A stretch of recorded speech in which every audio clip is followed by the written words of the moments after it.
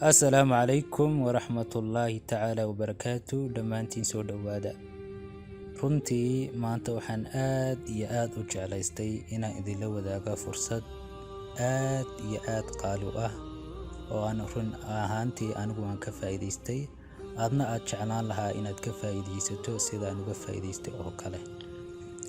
Waa qariib ama waa waxaan aqliga gelayn inaad maanta hesho shahaado la aqoonsan yahay, kuna hesho qiimo aad u jaban oo aadan malaysan karin ama aadan dhihi karaynin qiimahan baa lagu dhigan karaa laguna qaadan karaa. Waxaasoo dhan waxaa fududeysay oo inoo dhib yaraysay jaamacadan la dhaho International Open University oo uu aasaasay daaciga weyn ee Dr. Bilal Films.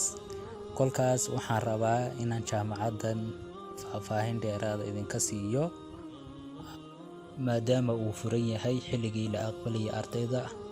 Inta badan jaamacadani waxay aqbashaa ardayda laba xilli wax weeyaan waa bisha Augusto dhammaadkeeda ilaa September 7deeda. Marka labaad ay aqbashana waxa weeyaan waa bishan aan ku jirna hadda ee February dhammaadkeeda ilaa March 7deeda ayaa aqbashaa. Maadaama xilligii la aqbalay ay ku jirto ayaan insha Allah isku dayay inaan information ka siiyo, kadibna cidii ka faa'iideysanaysa si ay uga faa'iideysato. Inta badan su'aalaha ay ardaydu isoo weydiiyaan waxa weeyaan jaamacadan ma la aqoonsan yahay. Kolka waxaan rabaa inaan su'aasha kaaga jawaabo. Ugu horeyn website-keeda markaad eegto iyada kuu sheegayso, iyadoo xaggan haddaad aragto oo haddaad hoos u soo socono xaggan hoose iyada kugu sheegaysa in jaamacadan la aqoonsan yahay. Ama xaggan hooseba u soo soco, xaggaas imo, xaggan degree-gan ay bixiso, xagga kor waxay ku qoraysaa maxay in ay yihiin degree la aqoonsan yahay. Waa mid sidoo kale doctor-ka uu sheegaya in jaamacadani tahay jaamacad la aqoonsan yahay. Waa kan ila daawo. Accredited. IOU is a Ministry of Higher Education accredited university, which means you can earn an internationally recognized bachelor's degree with us and continue your higher education at other internationally recognized universities. jaamacadan digriyadan bay bixisaa Islamic Studies, Education, Psychology, Information Technology ama IT-ga iyo Islamic Economic Business Administration, Arabic intaasay bixisaa. mid kastaba heerka ka bixisana waa kan isagoo certificate, isagoo associate degree, isagoo bachelor, isagoo master, waa kan isagoo master. adigu matala psychology haddaad rabto intaasay ka bixisaa, kan waxaad rabta intaasay ka bixisaa, laakiin Islamic Studies-ka ay ilaa PhD ka bixisaa. Degree-yada ay bixiso waa kuwan. Sanadkii ama fee-ga ay jaamacadan bixiso ama lagu dhigto waa imisa. mid ka mid ah ayaan tagno, bal kan inoo door, kaaba inoo door, kan aan doorano. kadib kolkaad kan tagtid qiimaha runtii lagu dhigto waxa weeyaan waxa loo qaybiyaa course-ga. haddaan xagga tagno waxay u qaybisaa waxa weeyaan ardayda wadamada dhaqaaloogu hooseeyo oo loo developed country-ga, wadamada dhaqaaloogu dhexdhexaadka yahay, iyo wadamada dhaqaaloodu uu sareeyo iyo wadamada uu aadka u sii sareeyo kale ayaa u kala dhigan. kolka maadaama inooga Afrika joogno waxay noqonaynaa tan baa noqonaynaa. kolkaas qiimuhuna uu kala go'ay. haddaad matalan ka soo jeedo wadan low developed country-ga ay fee-ga semesterka ku dhiganaysa waxa weeyaan waa $110, laakiin hadda 5 bay ku dareen $115 baan filaya inay tahay.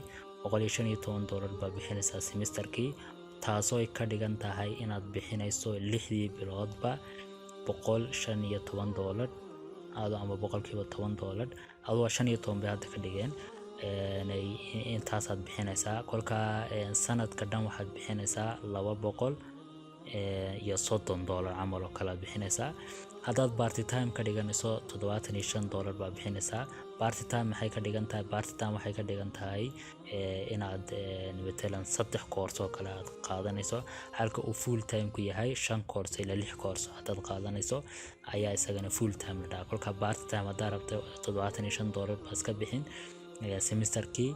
haddii aad rabto matalan fullna waxaad bixinaysaa boqolkiiba 10 kolka digriyadu dhammaan waa isku wada mid intaan bay ardayda ka wada qaadaan kolka fiiguna waa ka aad buu jaban yahay hasha waxay ka dhigan tahay muxuu ahaa matalan digrigu waxa weeyaan waa 4 sano sanad kasta markaad bixiso matalan semester kasta markaad bixiso ma garanaysaa ayay 100 iyo kolkaad bixiso semester kasta kolkaad bixiso $115 oo lagu dhuftay 8 semester waa $920 halshan inaad digriyan qaadato waxa ka xiga kaliya $920 iyo $200 oo shahaadada markaad shahaadada aad matalan markaad dhamayso shahaadada lagu soo sameeyo lagu soo dirayo waa $120 baad ku helaysaa shahaadada dhan waan ogsoonahay hadda matalan hadaad wadan ama u safarto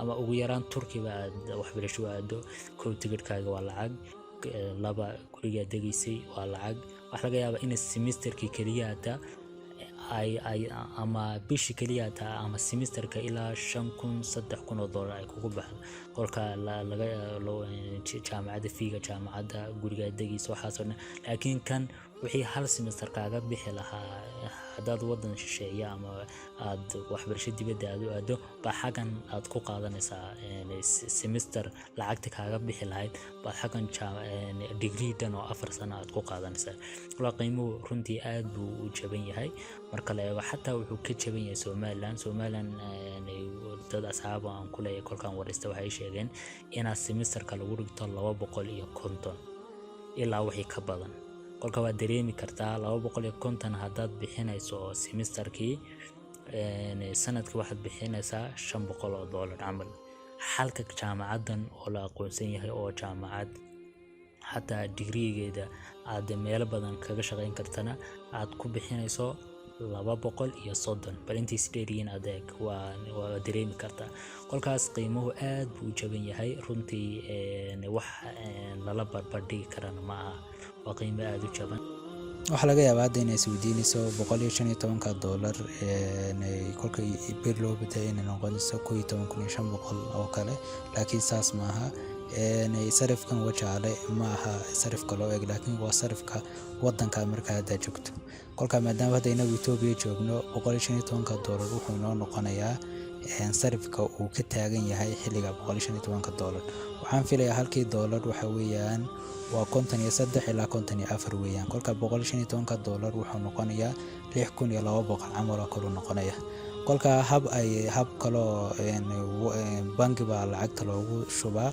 kolka bangigaas aad ugu shubaysaa kolka sarifka waxaad adeegsanaysaa wadanka aad joogto ma sarifkan wajaale ee aad ka badan ugu dambeyntii aad iyo aad ayaad u mahadsantihiin insha Allah taala cidii danaynaysa ama xiiseynaysa in jaamacadan isdiiwaangeliso waxaan diyaar u ahay wixii aan ku dhaameynaan ku caawiyo marka insha Allah cidii danaynaysa waxay kala soo xiriiri kartaa WhatsApp-kana xaga soo dhigay insha Allah inta uu furan yahay admission-kuna waxa laali wixii loo baahan yahay oo dhan insha Allah waad iga soo weydiin kartaa anna waan kaaga jawaab wixii aan garanayo wixii kalena وين وذا راجين إن شاء الله. آدي آد يدو سنتين دمان خير يدين رجانيه.